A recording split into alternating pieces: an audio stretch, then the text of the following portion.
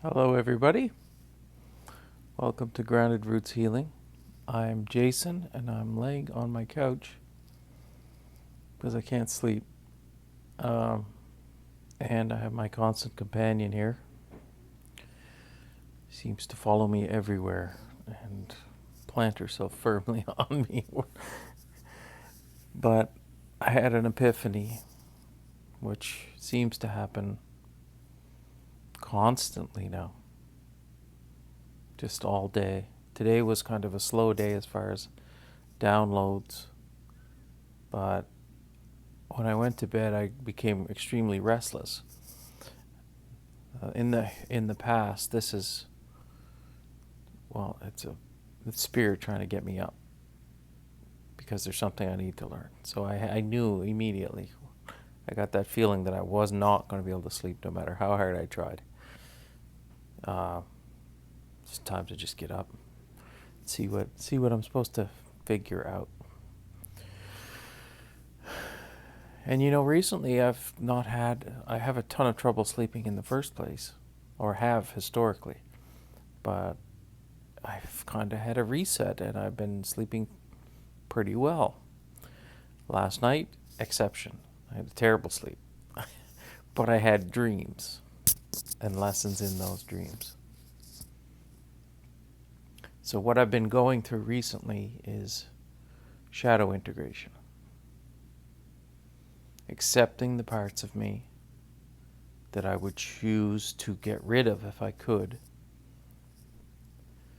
and loving them and integrating them, using them, incorporating them into my being as a whole, becoming a whole person. A lot of spiritual teachers, people in this space, they talk about having subconscious, super consciousness, shadow self, ego, inner child, all these different aspects of you. They like to separate them out so it's easier to talk about and understand where it's coming from. But in the reality is there is just you. Just you. That ego, it's a part of you that's associated with what I call the mind-body complex, which is the avatar, the operating system for the vehicle that we inhabit as conscious beings. But it's still part of you. As a conscious being fractally filtered through this avatar, like putting on a different pair of sunglasses. Each person is a different pair of sunglasses, a different tint or a different style, so that you see the world differently through whichever avatar you're in. And by avatar, I mean the body. Well, the mind and the ego are part of that part of you. But as a entire being, you're all of this. It's all you. So, my instincts are to not split it out into these complicated, confusing topics. I just like to think of it all as energy and patterns. So if you have some sort of, let's say, childhood trauma, that's energy stored in your system that you never dealt with at the time, or you weren't able to. And we go and we deal with that. Now that'll cause some sort of wiring, behavioral pattern in the being, the physical being that's here, that needs to be rewired. So we rewire it. But it's all part of you. It's all part of the entire complex. So I don't find a lot of utility in breaking it apart into all these different things. I think all it really does is serve to confuse us as to what's going on. But nevertheless, we do have an ego, which is you. It's just the physical part of you. And like I said, I've been doing a lot of shadow integration. Now, what that means is accepting that those parts of me that I'm not super proud of, or would even more like to pretend that don't exist at all and try to block them out or get rid of them or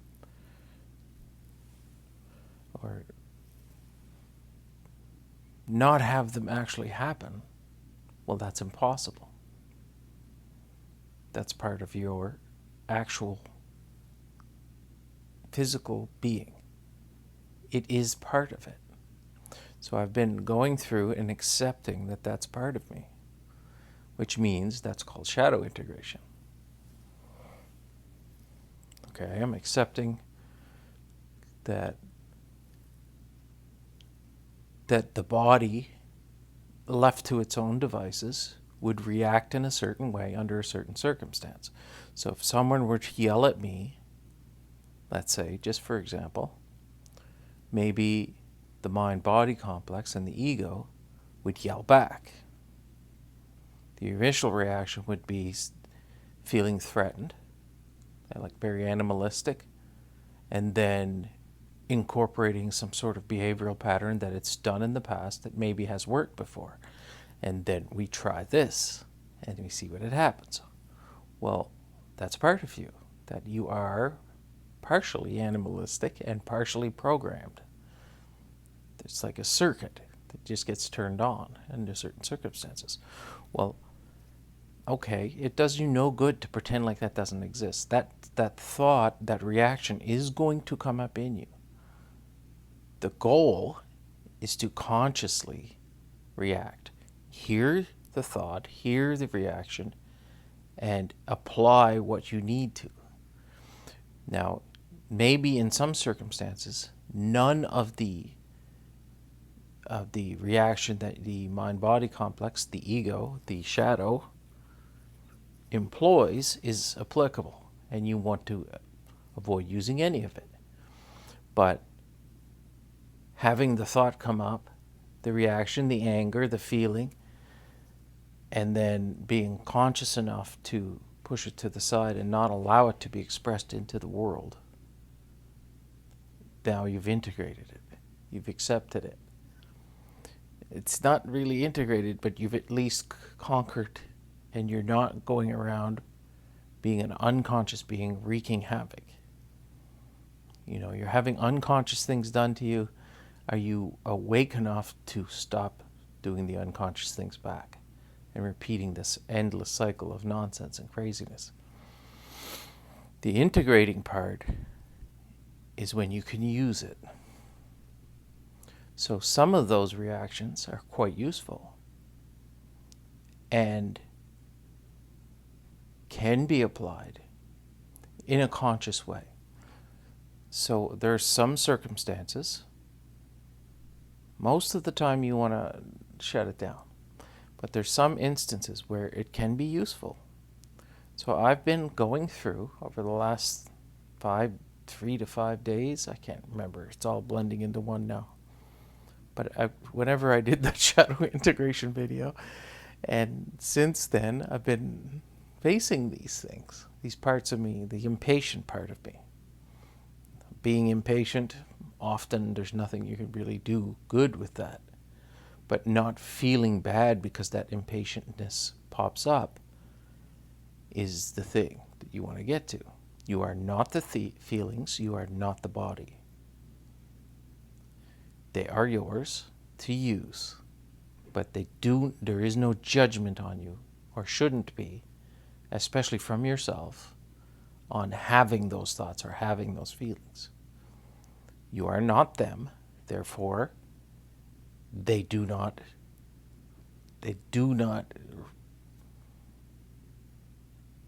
God is not passing judgment on you because you've had that feeling. And you certainly shouldn't pass judgment on yourself because you are God. So it's been interesting. Now I've had a few instances where I've used it. I've decided to allow that circuit to play through on a controlled manner. But I've had one instance where I was unaware of something that was going on, and someone approached me accusingly, and I very calmly refused to accept that. That's all. Now, the anger welled up, and in the past, the ego, it would have gotten triggered and maybe would have said something like, why are you accusing me of this? Obviously, I didn't know. You should do better next time. Don't do this to me, blah, blah, blah, blah, blah, blah. None of that is necessary. But the circuit that says this shouldn't be placed on me and I do not accept this is the part you want to use from that shadow. So it's a healthy boundary. It's a healthy way to use your ego and your shadow side. So I've been going through and doing this, and after I did it, I was kind of blown away. I was like, wow, isn't that a healthy way to approach something like that?